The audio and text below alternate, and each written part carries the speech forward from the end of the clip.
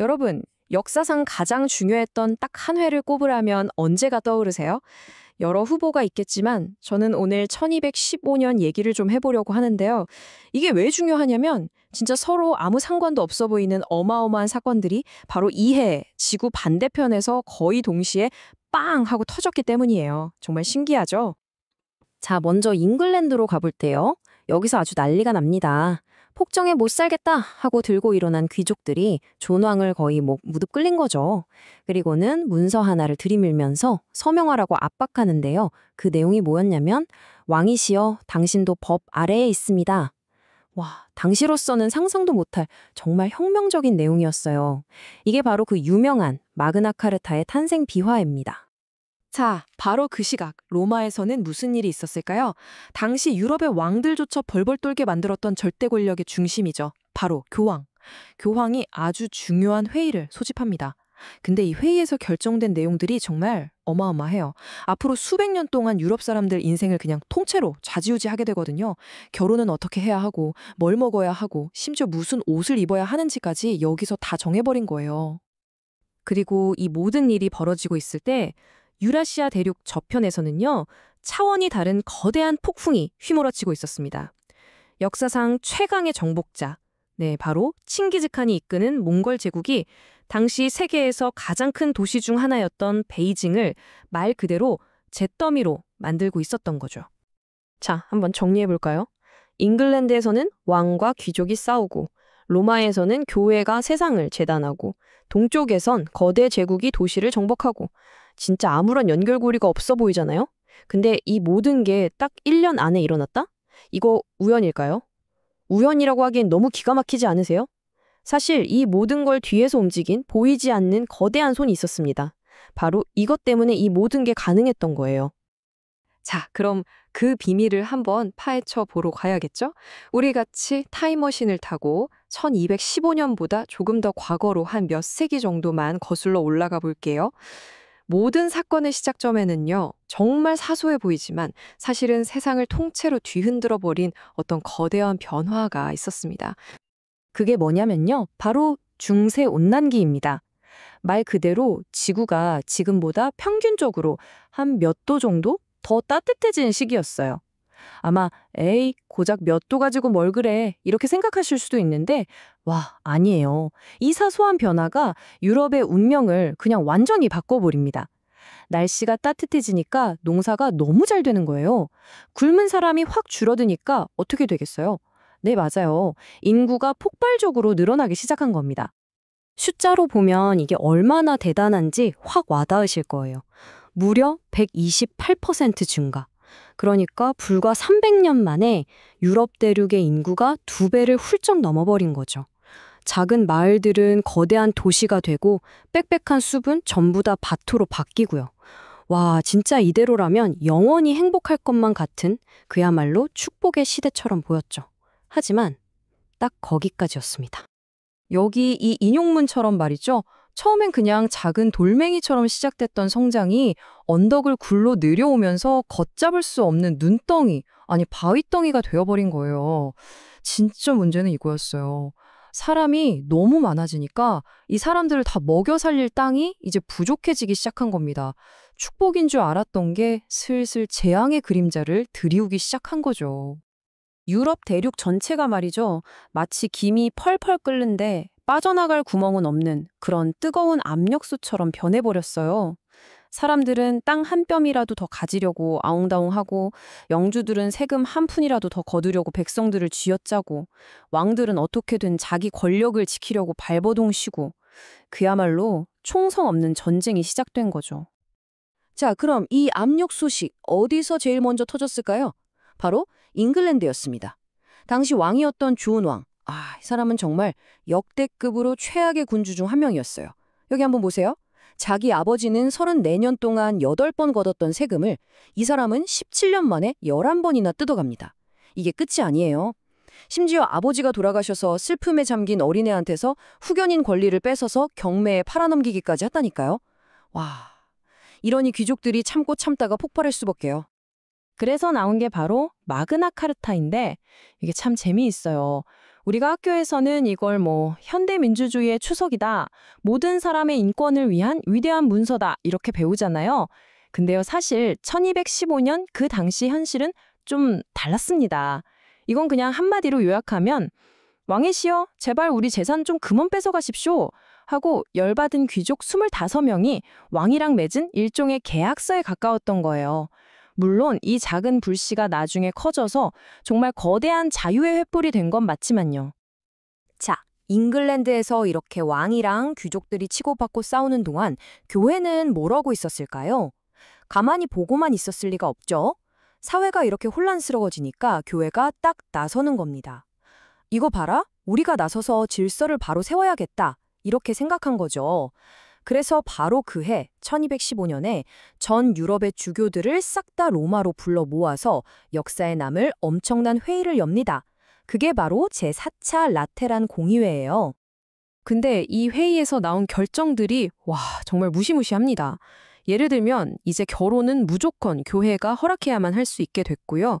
유대인이나 무슬림은 다른 사람들이랑 딱 봐도 구분되는 옷을 입고 다녀야만 했어요. 이게 뭘 의미하겠어요? 한마디로 누가 우리 편이고 누가 남인지 확실하게 선을 긋겠다는 거였어요. 자기들만의 울타리를 더 높고 단단하게 쌓아서 그 안에 있는 한정된 자원이랑 권력을 지키려고 했던 거죠. 그런데 말이죠. 똑같은 기후변화가 지구 반대편에서는 완전히 다른 이야기를 만들어내고 있었습니다. 유럽이 기존의 규칙을 고치고 울타리를 쌓는 데 급급했다면 저 동쪽의 광활한 초원에서는 새로운 법이 아니라 아예 새로운 제국이 태동하고 있었던 겁니다. 자, 이제 무대를 저 멀리 몽골 초원으로 한번 옮겨보겠습니다. 유럽 사람들한테는 축복이었던 그 따뜻한 날씨가 몽골 유목민들한테는 그야말로 재앙이었습니다. 왜냐하면 기후가 변하니까 비가 내리는 패턴이 완전히 뒤죽박죽이 돼버린 거예요. 수천 년 동안 이맘때쯤 저쪽으로 가면 풀이 많다 아는 식으로 쌓아온 그들의 생존 지식이 하루아침에 쓸모없게 된 거죠. 말과 양이 뜯어먹을 풀이 사라진다? 이건 유목민에게는 그냥 죽으라는 소리나 마찬가지였습니다. 바로 이렇게 모든 것이 무너져 내리는 절체절명의 위기 속에서 한 남자가 혜성처럼 등장합니다. 그의 이름은 태무진. 태어날 때부터 손에 핏덩이를 쥐고 있었다는 전설이 있을 정도로 진짜 시작부터 남다른 인물이었죠.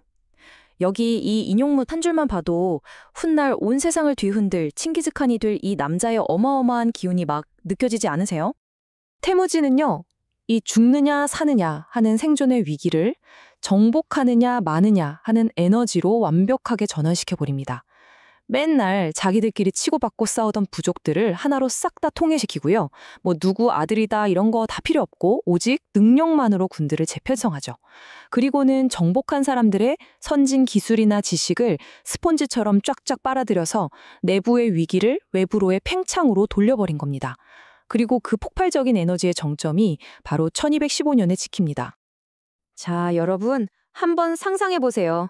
잉글랜드의 귀족들이 풀밭에 옹기종기 모여 앉아서 이 조항은 넣네, 저 조항은 빼네 하고 옥신각신하고 있을 바로 그 시각, 지구 반대편에서는 칭기즈칸의 군대가 인류 역사상 가장 거대한 제국의 수도가 될 도시 베이징을 점령하고 있었던 겁니다. 와, 정말 스케일 차이가 어마어마하지 않나요? 자, 이제 흩어져 있던 퍼즐 조각들이 하나로 맞춰지기 시작합니다. 결국 1215년에 벌어졌던 이 모든 거대한 사건들은 그냥 우연히 어쩌다 보니 일어난 게 아니었던 거예요. 모든 것은 단 하나의 작은 불꽃에서 시작된 거대한 연쇄 반응이었던 거죠. 모든 것의 시작은 기온 상승, 바로 이 첫 번째 도미노 블록이었습니다. 이 블록이 툭 하고 넘어지니까 유럽에서는 인구 폭발, 자원 부족이라는 블록이 차례로 쓰러지면서 최종적으로 마그나카르타와 라테란 공의회라는 결과가 나온 거고요. 똑같은 첫 블록이 몽골에서는 유목 생활의 위기라는 다른 블록을 넘어뜨렸고 이게 결국 칭기즈칸의 등장과 베이징 정복이라는 완전히 다른 결과를 만들어낸 겁니다. 800여 년 전 고작 몇 도의 기온 변화가 법과 종교, 그리고 제국의 운명까지 송두리째 바꿔놓았습니다. 그렇다면 지금 우리가 마주하고 있는 이 기후변화는 앞으로 우리의 세상을, 또 우리 자신을 어떻게 바꿔놓게 될까요? 1215년의 역사가 오늘에 사는 우리에게 던지는 결코 가볍지 않은 질문이 아닐까 싶습니다. 네? 마지막에 질문도 재밌네요. 1215년이라는 그 시기가 유럽에서도 그렇고 아시아에서도 그렇고 굉장한 격변을 일으키는 그런 무대에도 꾸준히 엄청난 영향을 남기는 그런 해였다. 근데 그런 격변, 사회의 격변과 변화의 근원적인 요소 중에는 이제 기후 변화가 있었다 라는 말인데요. 글쎄요, 그런 기후 변화를 통해서 사회가 변화하는 거를 전부 다 설명해 낼 수는 없다고 봐요. 왜냐하면 사회의 변화의 핵심은 인간의 자유이지, 인간이 무엇을 선택할 것이냐에 달려 있고, 기후 변화는 그야말로 환경의 변화, 자연적인 상태의 변화인 거죠. 그건 뭐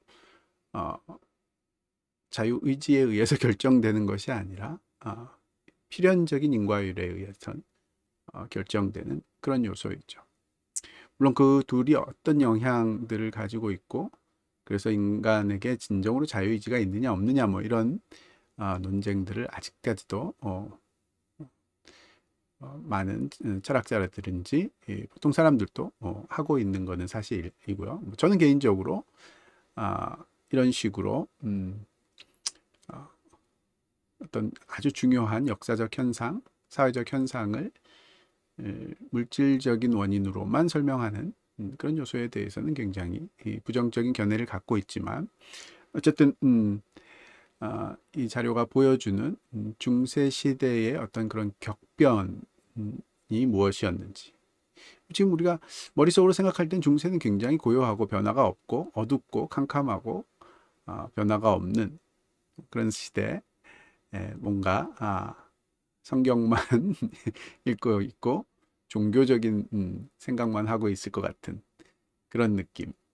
그래서 암흑기라고 불리우는 예술도 무슨 모험도 그런 것도 아무것도 없이 항상 지루한 종교 생활만 있었을 것 같은 그런 느낌을 갖는 분들이 꽤 많은데, 그렇지는 않았다는 걸 아주 극명하게 보여주는 그런 자료였네요. 재밌게